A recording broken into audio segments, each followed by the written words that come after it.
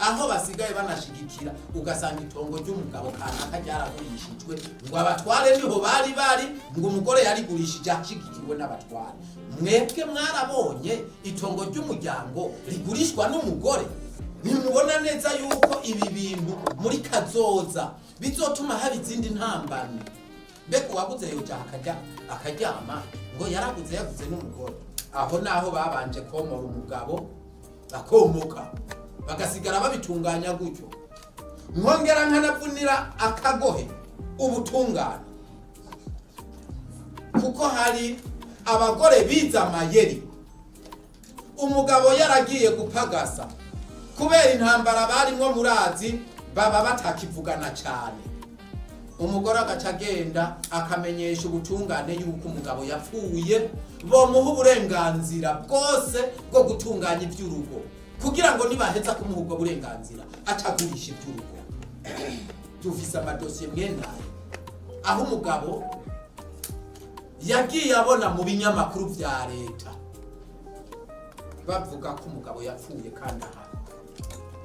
Umugore abikora baraye bavuganye n'umugabo, yanditse iryo kete yaraye avuganye n'umugabo amenyesha ko umugabo atakiriho yapfuye, asaba uburenganzira bwo kugera amatungo, kugira ububasha ku matungo. Bica biragenda uko umugore ahabwa ubwo burenganzira, arengera mu bintu byose uwo munsi nyene aragurisha byose.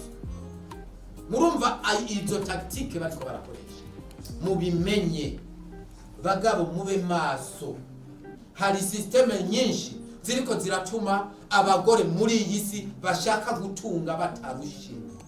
Urateramisha n'ukuri, tubiyage media ushikiriza ukuri, habu icubahiro habu iteka, tubiyage media uri umushinge w'igihugu, kumbuga ngurukana bumenyi, mu mahinguriro mu birori, tubiyage media irahari hose, ituma twiyumvira idorido. Ikintu nyamukuru cyatumye havuka ishirahamwe abagabo mu gahinda nuko twabonye ko abagabo benshi bariko barapfa biyahura, bagahunga ingo, ugasanga abandi barica abo bubakanye. Duca dukora ubushakashatsi bwigenga kugira ngo tumenye intambamyi ituma ivyo byose biba. Tumaze gukora amatohoza, twasanze benshi mu biyahura arabafise ibibazo by'umubano mu ngo, zo kwahukana mu gihe bananiwe burundu n'umubano kandi bidakunda ko bumvikanishwa nabo bubakanye. Ishirahamwe kandi ryariyemeje kuvuza abo bose baba bahuye n'ibyo bibazo byo gutemagurirwa mu ngo nabo bubakanye, kandi ryariyemeje gutegura imigambi yose ituma abagabo birukanywe mu ngo, kuko birukanwa bambuwe amatungo bakenye. Turiko turarondera kubafasha ukuntu bongera kubaho n'ivyo bongera gukora mu ntumbero yo kugira babeho. Ishirahamwe rero ryarihaye ihangiro rikomeye, ni ryuko ritegura ikibano gitekanye kandi kizira ihohoterwa. Ivyo ni bimwe mu bikorwa by'ishirahamwe. Hanyuma hariho abavuga ngo abagabo ngo guhohoterwa byoba bibaye ubu, ariko sivyo. Ihohoterwa ry'abagabo ryamyeho kuva na kera, ariko ntiryagaragara kuri uru rugero rw'ubu, kuko ubu ihohoterwa rigaragara kubera habaye kwikunda no gushaka gutunga abakenyezi batarushe, kuko aho bagiye hose baradodora bakumvirizwa. Iyo bagiye no gusaba kwahukana baca babagaburira imitungo y'abagabo batakoreye. Ivyo bigatuma rero haca hama ihohoterwa mu muryango, basaba ko bo kwahukana kugira batekererwe ibyo batakoreye. Ivyo rero ikibitera nuko abagabo niyo bahohotewe ntibubahuka ngo bavuge ku mugaragaro ihohoterwa bakorewe. Kubera iki? Kubera hari imigani n'imyibutsa bibatangira mu mico n'imigenzo. Akarorero nk'umugani uvuga ngo amarira y'umugabo atemba aja mu nda. Umugabo ntashobora kurenga ngo amene ibanga ry'ibyabaye mu rugo naho bibi bimuhohotera. Ivyo rero bikagira ingaruka izihe? Amahohoterwa akogwa ari mu bwoko bune, niyo makuru makuru. Ayo mahohoterwa iyo abaye aragira n'ingaruka, nayo nayahe. Hariho ihohoterwa rifatiye ku butunzi, aho usanga umugabo atakigira uburenganzira ku matungo nayo yarondeye, aho usanga umugore ahisha amatungo yose afise umugabo, cyangwa ugasanga umugore arasahura amatungo y'urugo akaja kuyashira aho aja mu minwe yiwe gusa. Hari abayajana iwabo, hari n'igihe usanga umugore yaraguze inzu ugasanga upanze inzu yiwawe kandi ari iy'umugore, kandi wewe ukariha ruwaye yose ikaja kuri konte y'umugore. Ni ukuvuga ukipangira mugabo amahera utayabona yose abona umugore. Hari n'abagura inka bakazibitsa mu mihana. Ivyo vyose ni ihohoterwa rifatiye ku butunzi. Hari n'ihohoterwa rifatiye ku gutunzwa umutima, aho ushobora gutaha umugore yabaki kubona agatangura kugutu kutaravuga. Hari n'abakubita abana mu kubahoza bakavuga ngo ngwaho imbwiraje, naho bavuga wewe. Kubera iki? Arabonye ko atakintu utahanye. Hari n'ababahohotera mu buryamo. Ihohoterwa rifatiye ku mibonano mpuzabitsina, ugasanga umugabo aripfuza umugore wiwe, mugabo ntamuronke. Kubera iki? Yamufatiye ibihano. Cyangwa ugasanga yagize urudandazwa imibonano mpuzabitsina, akakubwira ati ntabonye igitenge cyiza ntumpindukiza, ntabonye nk'icuriya yambaye ntibikunda. Cyangwa ukumva ngo kugira ngo tujyamane uzobanza kunsohokana. Iyo mu Kirundi hari n'abategeka umugabo ngo kugira ngo uzuze uhita hari icumbaza uzobanza udodora ikiyeri numve ko wakinzaniye. Abo bose nabaza bakatwitura bakavuga ati bigenda uko. Hari n'ihohoterwa rifatiye ku gukomeretswa ku rukoba, ugasanga umugabo yatemaguwe, ugasanga umugabo yakubiswe ibipfupfuri. Hari abaturira abagabo n'amazi ashushe akayazana akamusesako. Icyo cyose ni ihohoterwa rifatiye ku rukoba. Ivyo byose rero bifise ingaruka izihe? Ingaruka kuba bikorewe ubwa mbere. Umugabo yahohotewe, ikintu cya mbere akora ntasubira gukora ibikorwa by'iterambere ryo muri kazoza, kuko araza bikoze nta burenganzira asubira kubigirako. Acaza arakora ibikorwa bihuye n'iby'uwo munsi. Ni ukuvuga amahera niyo aba yaronse acaja mu kabare arayanywera. Avuze ngo akoze igikorwa cy'iterambere, agura umuduga wo wazosohoka akagenda, hanyuma akaza naho yoshaka kugurisha akawugurishiriza, kuko arazi yuko ibindi byose baca bamukumira. Ingaruka yindi, abagabo baragwara indwara zo mu mutwe, cyangwa ugasanga bafashwe n'indwara zidakira zibahaza.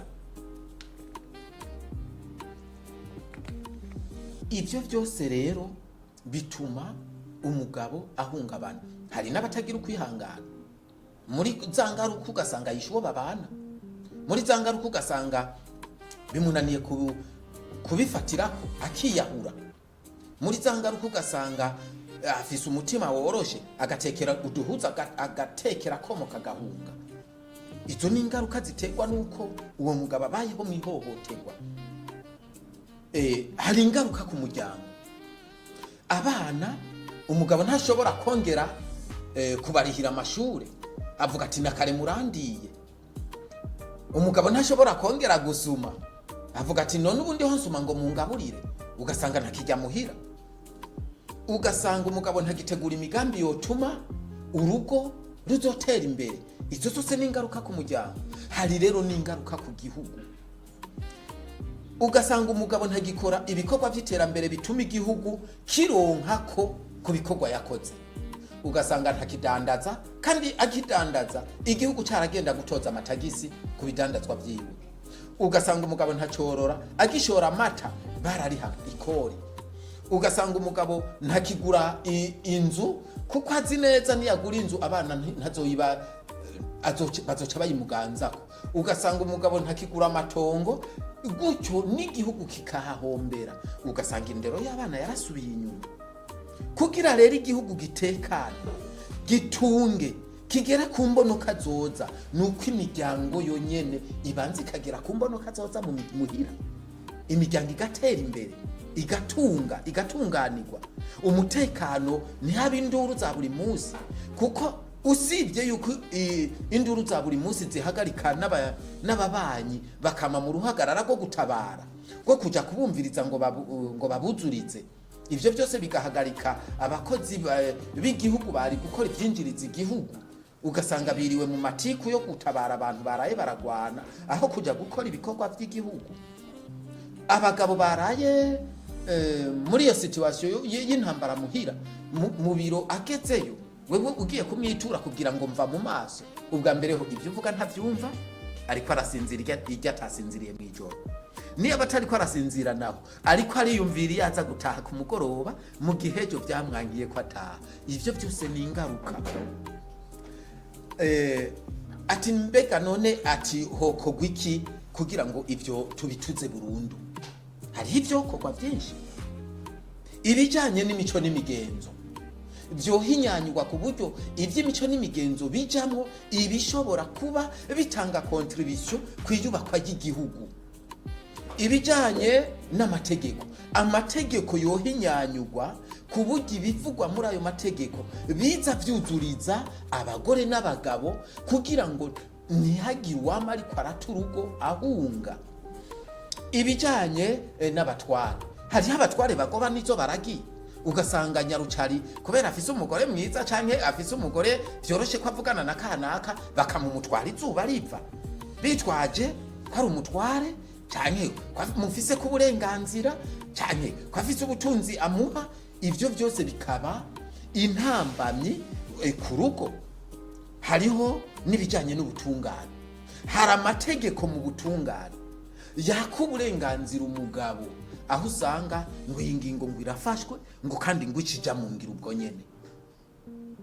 Umugabo yunguruje urubanza kuko ariko ararenganywa kumbure n'umucamanza hari ico azinanye ko n'umugore, canke n'umucamanza ariko arahabwa amategeko n'abandi bantu, canke n'umucamanza usanga yagize umugore wa kanaka umuhabara wiwe, mugabo ingingo zose afashe agaca avuga ngo zica zija mu ngiro ubwo nyene, kubera azoba amaze kuzishira mu ngiro vyitwa ku rubanza rwakurikijwe, barakwambuye biraheze.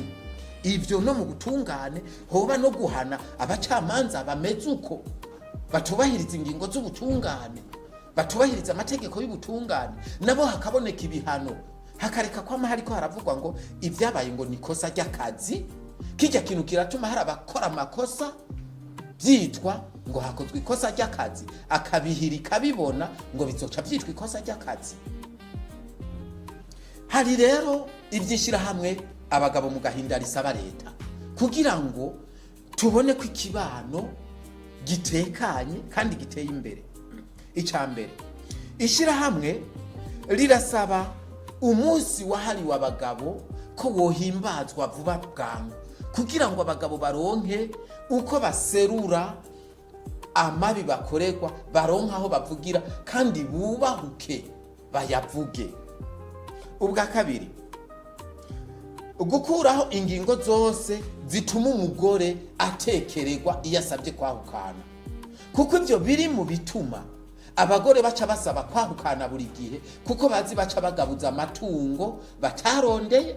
Ugaca usanga n'umugore amaze amezi 3 yubatse ugwiwe ngo nkeneye kwahukana kuko azi baca bamugaburira amatungo. Ubwa gatatu, guha uburenganzira umugabo bwo kuganza amatungo yirondereye, kuko uyu munsi uzawumva umugabo ibyo yarondeye akiri umusore kugira azatunga umuryango wiwe neza, hageze yuko agira ibibazo, hageze yuko ashaka kugurisha ikintu kugira agure icabona kizogira akamaro gusumba, ngo umugore atamusinyiye ngo ntiyemerewe kubigurisha. Umugore ntiyamusinyiye abigura mugabo uyu munsi kubera hageze ko abyikorako kandi ari amatungo yiwe, hagaca hafatwa ingingo ngo umugore atamusinyiye ngo ntibikunda. Nihafatwa ingingo zose zegurira uburenganzira umugabo bwo kuganza amatungo yirondereye.